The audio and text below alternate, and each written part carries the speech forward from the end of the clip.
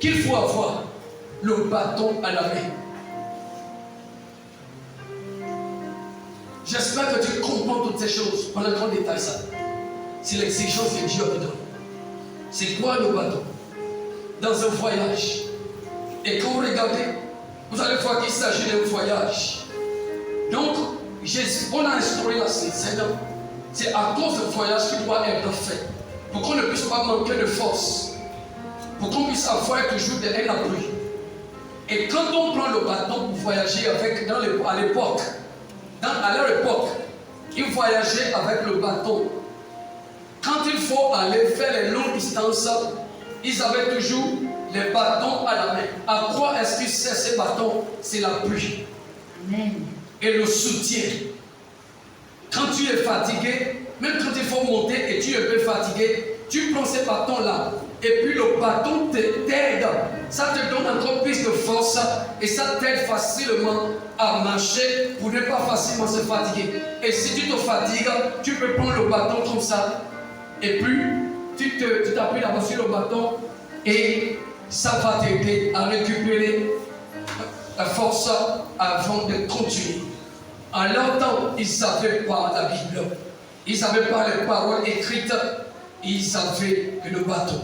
Amen. Et lorsqu'on parle du bâton d'un berger, quand le berger prend le bâton, premièrement, c'est pour faciliter sa marche parce qu'il conduit.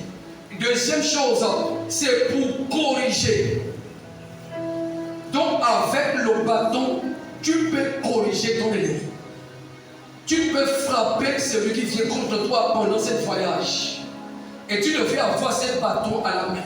Mais ce bâton-là, c'est la parole de Dieu. Amen. Dieu ne peut nous corriger que par sa parole. Nous avons un berger qui est Jésus et qui nous corrige tous les jours. Même pendant que je suis en train de parler, il est en train de nous corriger. Amen. Et il ne nous corrige pas quel moyen? Par son bâton. Mais ce bâton, c'est sa parole. Amen. Tu devais avoir la parole de Dieu avec toi.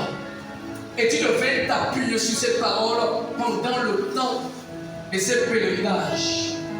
Parce que nous sommes en marche vers le ciel. Nous sommes en marche vers le ciel. Et dans cette marche, il y a le désert. Dans cette marche, il y a les louches. Dans cette marche, il y a tout. Mais il te faut avoir ce bâton pour avoir l'appui. Quand tu es fatigué, tu t'appuies sur ces bâtons, il te redonne la force et tu continues ton chemin. Quand tu es fatigué, tu regardes ce qui est écrit dans la parole de Dieu. Et ce qui est écrit dans la parole de Dieu te fortifie. Et quand la parole te fortifie, tu te relèves et tu continues ta marche avec le Seigneur.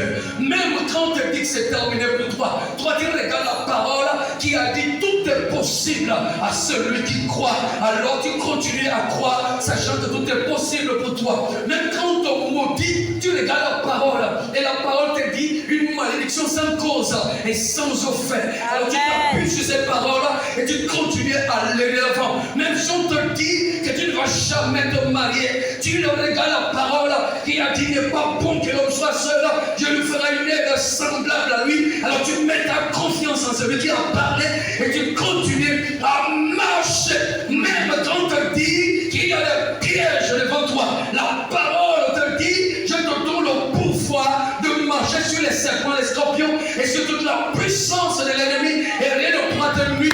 Alors tu marches là et tu t'appuies sur ces paroles et tu relèves. Amen. Amen, amen. Amen. C'est ça le bâton qu'il te faut avoir. Parce que si tu bois de cette coupe et tu manges de ce pain sans le bâton à la main, mes frères, sans le bâton à la main, à un moment donné, tu risques de te fatiguer. Amen. Mais si tu es avec ce bâton à la main, qui est la parole de Dieu, avec ça, tu te fortifies et avec ça, tu corriges tes ennemis. Amen. Et dans cette marche, mes frères, quand tu as le bâton, la parole de Dieu, Amen. tu as ce bâton avec toi. Même quand tu es fatigué, jette le coup d'œil sur ce bâton. Appuie-toi sur ce bâton. Et dis à celui qui t'a demandé d'avoir ce bâton, Seigneur, sauve-moi. Amen. Un temps va sonner. Quel que soit le temps que ça fait, la souffrance, mes frères, de 10 ans peut être oubliée en un seul mois. si Dieu te visite. La souffrance des 10 ans, les efforts fournis en 10 ans qui n'avaient pas porté de fruits, peut porter de fruits en un mois seulement si Dieu décide de te visiter. Amen. Quand Dieu veut changer la vie d'une personne, catégoriquement, ça ne lui coûte rien du tout. Mais il veut d'abord te sauver.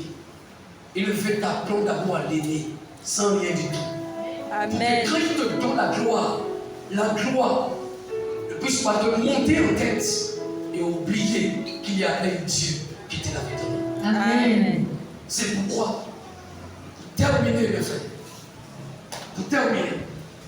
il est important de savoir que quand tu participes, étant dans le respect de ses exigences, tu as Jésus dans ta vie.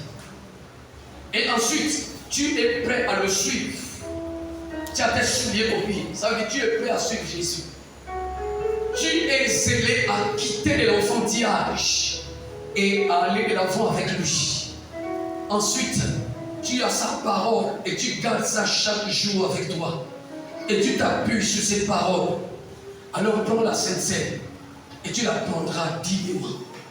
Et quand tu prends ça étant dans cet état, mes frères, Jésus, le respect pour la parole, le zèle pour l'évangile, alors la bassesse, les limitations, les malédictions, les sorts mystiques ne te verront plus. Vous savez ce qui va se passer maintenant? C'est la valeur de Dieu en toi qui va commencer à s'exprimer. Amen. C'est la valeur de Christ en toi qui va commencer à s'exprimer.